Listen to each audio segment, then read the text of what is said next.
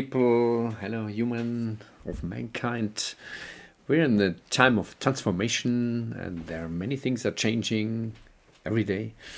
And I want to give some impulses concerning contemporary spirituality. Yeah.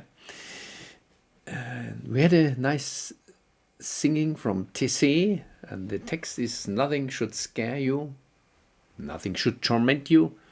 Whoever adheres to God will lack nothing. He alone is enough. Maybe you can contemplate it a little bit, the image. If you look more in detail, you see some people going here to the light in a ship here.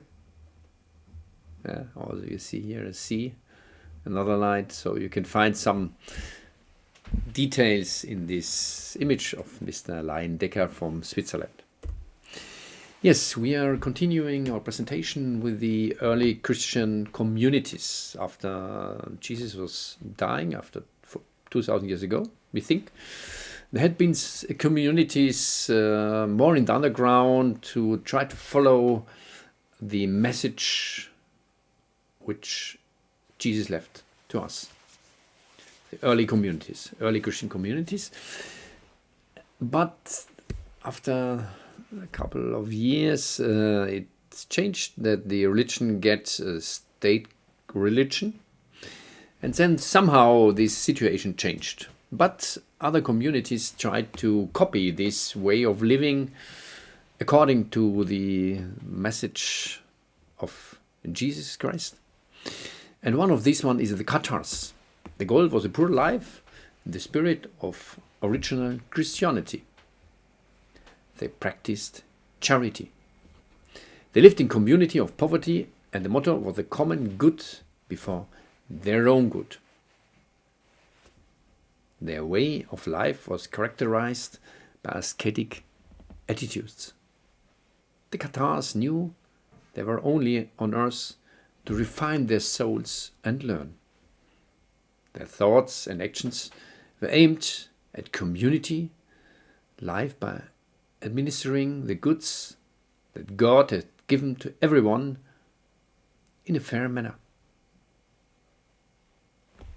Poverty, modesty, and abstinence were considered desirable and contributed to popularity. Life was designed to bring the good in people, the soul, to heaven. The goal was the liberation of the soul. But there was a fight from the church against the Cathars, and they completely distinguished this respectable community. The other community were the Bogomiles, and their aspects are strictly ascetic Christian churches community. They gave up many external rituals and ceremonies because they found God within their heart. They were vegetarian and non-violent. They did not want to kill the divine that lives in everything, even in animals. They believed in the possibility of reincarnation of the soul and not in eternal damnation. They rejected the veneration of the cross with Jesus' body. Instead, they had a cross of life and light. Man belongs externally to matter, but internally to God, to the divine. They represented a moderate dualism. Dualism is good and bad. Good and bad exists in the world, so they respected that it is like that. They rejected any pressure to believe and empathized the freedom of the human will. This brought them into conflict with the main churches and with the state, and they were subsequently exterminated. What a pity. What a pity. They are not existing anymore. In the 16 years in South America, a new theology of liberation established of grassroots communities, also called liberation theology. Operating in Latin America in the 60s, they now exist in various forms throughout the world, particularly in poor countries like Zambia, Philippines, etc. It is a new kind of church and a new understanding of faith. There are people behind it, not books. The individual has little power and options. For example, he doesn't know the laws. Realization that you can only achieve and change something together, meaning together we are strong, together we can change. They have a deep and widespread piety because life offers no security. The future is extremely uncertain at the background, and faith and oppression generates the theology of liberation. They prayed, they had been singing with each other, making groups, but they also changed the reality by helping each other and also go to politics, try to change politics. And that was a reason that there had been fight from the Pope, from the Church, and many representatives of this get another job, they get removed, and they weaken this liberation movement. Let's say Christian liberation movement. Why do we need religion? We know from history that in the name of religion many wars had been realized. Yeah. There is many suffering also generated by people who pretend to be religious and so on. We can say, oh, we get rid of religion, but we have a problem, the inner emptiness. In the communist countries, they try to go without religion. And they went to the Pope and say, what do you have, what we don't have? And then explain and say, okay, we have this, no problem, we don't need it. And then after a couple of years, they came back and they speak about the inner emptiness. They feel the inner emptiness. Yeah. And that's one reason for to get religious. There are other reasons as well, but it's one reason. Questions like, where do we come from? Where are we going to? Can be answered by religion or by spirituality. Answering the question of meaning and what is our task or our mission in this world. You can find this answer in your heart, and your heart is something holy, and it represents the divine laws and order. Life from the source, listen to the voice of the heart. It promotes value and orientation and also communities, people coming together, praying, singing songs, talking, and making ceremonies.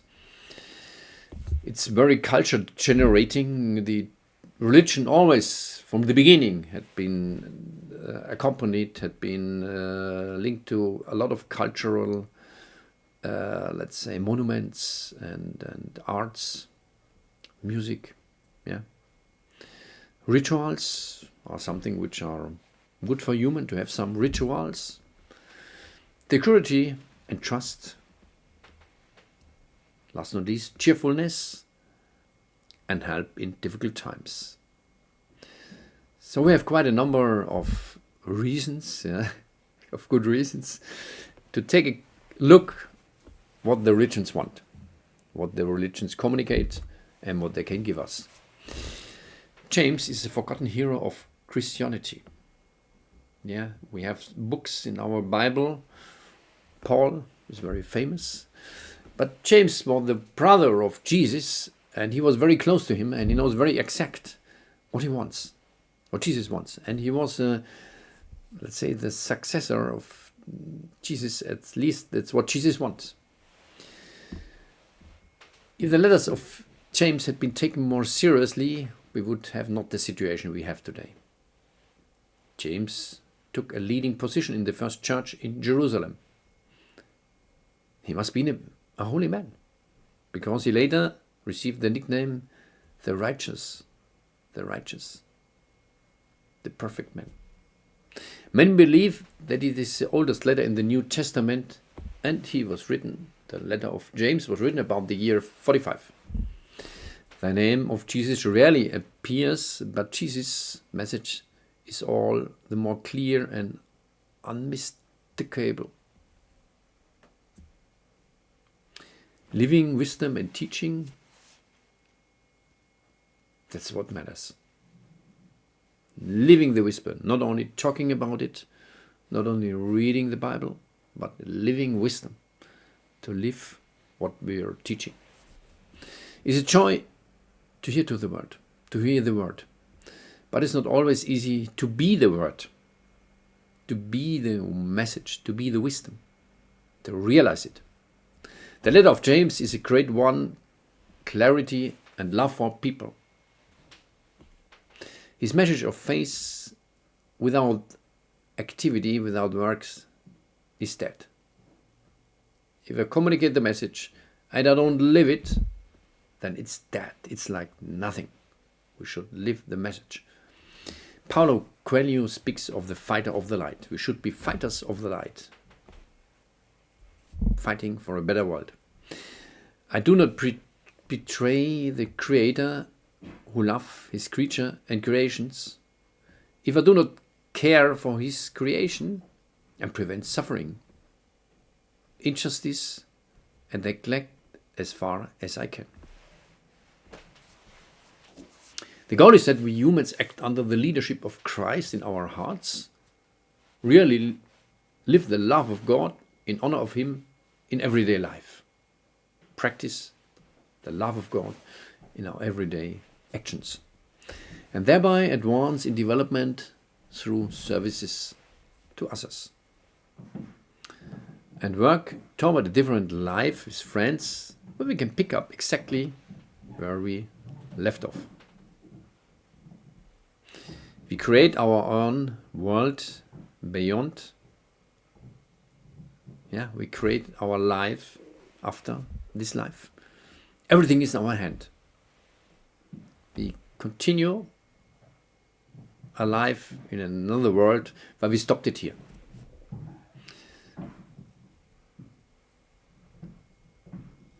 But also Paul speaks of works as the fruit of the faith.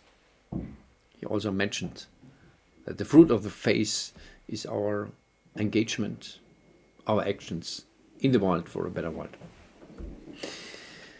There's another gospel, it's called Apocryphal Writings, which is popped up in the 1915 years.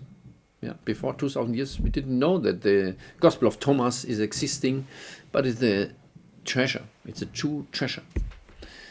Because it's the true message of Jesus, which is originally called Yeshua.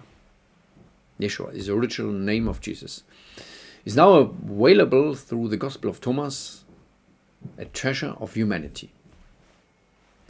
The Gospel of Thomas contains sayings from Jesus about his disciple Thomas, but these were not included in the official canon.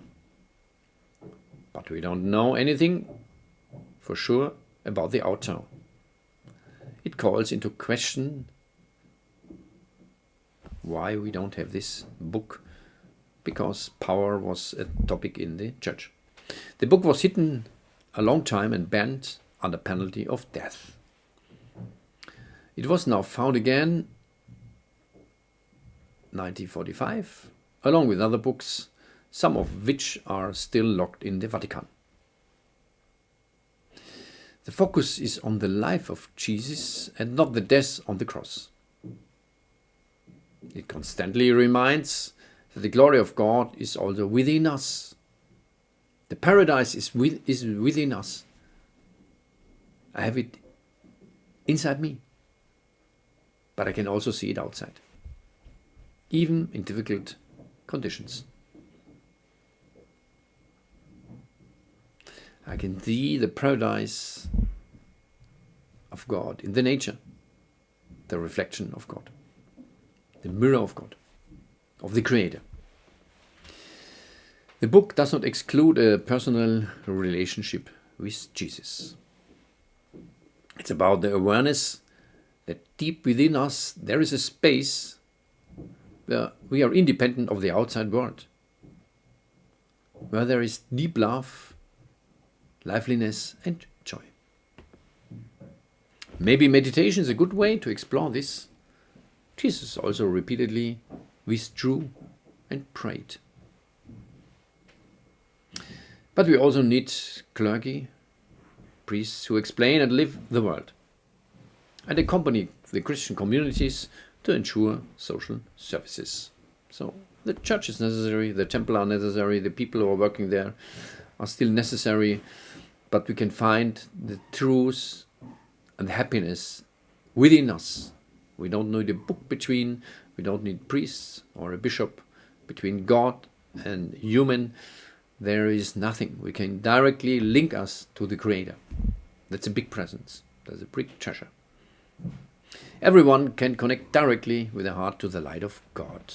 It was a great gift of Jesus, also called Christ consciousness, which is open to everybody, not including not only the Christians.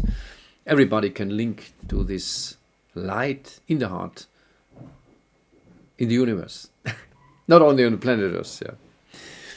Jesus fought hard against the Pharisees, against the bishops and supposed clergy who stood between God and human. And Jesus said, no, the people can link directly. They can directly go in their heart, in the nature, and in other people and find the Creator there, God there. There's another Gospel of Mary Magdalene, Holy Mary. She was very close to Jesus. Some people say she was even linked to Jesus. Yeah, but she knew very much about his life, about his thinking, about his feelings. And this is also a very precious gospel, but it's not preserved entirely, but as fragments. It's about the inner power of love, which is our true nature, and which is unconditional and uncalculating. Divine love is an inexhaustible flow from our inner sources. When you really love someone, you immediately accept them in their entirety with your heart, and that's multidimensional. The Master Jesus, or Yeshua, attempted to teach the path of enlightenment. He wanted to show that death doesn't exist for nobody, and that we are all immortal souls with a physical body. Our soul, our software, is immortal, will never die. Will never die. Like a car, we are sitting in the car, we are the soul which is sitting in the car. The car is to bring us from here to there, but it's only a tool. Like our body, only a tool for our soul to act here in this world. But we are not identical to it.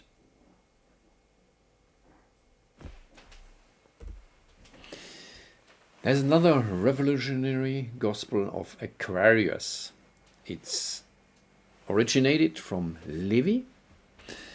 He was born in USA, Ohio in 1844 and the son of a preacher. And you read from the so-called Akasha records, in a state of deep inner contemplation, the message about the life of Jesus. It's a contemplated gospel, and it was released about 1905 or something like that. This chronicle is the exact account of the life of Jesus. We find the information about the years 12 to 29 of Jesus. We don't know. But here we can find it, which are missing in the Bible. He reports that Jesus stayed in India. The correspondence between the texts found in Notovich and the researcher of Holger Kersten in the book Jesus lived in India is remarkable. Scientific detected that it seems that Jesus was in India, and what Levi is writing is exactly the same. So we have two sources for this information. He was subjected to severe trials before Jesus became the Christ, the Messiah. In India, he intensely studied the ancient writings, which are not accessible to everyone. He also studied Zarathustra, a great teacher of wisdom. He preaches and travels constantly to bring the good news to people. He repeatedly experienced the hostility of priests and Brahmins and often has to flee. He accused them of distorting the true message of God. The statement, "My life should be an example for you, my way of overcoming earth's bounty will one day be your way." A message interwoven with the deepest love and compassion, a deep spirituality and wisdom. It's a religious update built on the old one, a treasure of humanity. Thank you for listening and following on this, let's say,